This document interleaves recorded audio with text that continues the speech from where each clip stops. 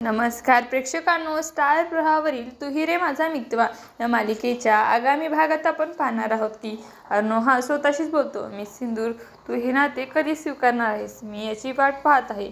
तुझे मला माहीत नाही, परंतु मी तर तुझ्याशिवाय जगूच शकत नाही. त्यानंतर आपण पाहतो घरामध्ये ईश्वरी ही अर्णवला ओरडून बोलते.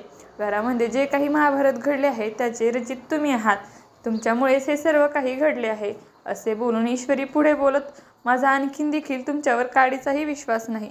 तेव्हा अर्णव देखील तिच्यावर रागवतो आणि बोलतो, विश्वास नाही तर मग गेट लॉस्ट आणि जा, तुला कुठे जायचे तर हे ऐकून आणि जा, तुला कुठे विश्वास मिळवण्यासाठी जागा मिळते का ते बघ.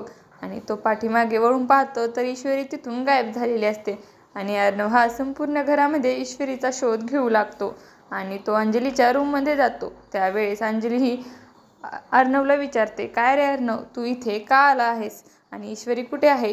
आणि त्यावेळेस अर्णव देखील अतिशय गोंधळून गेलेला असतो.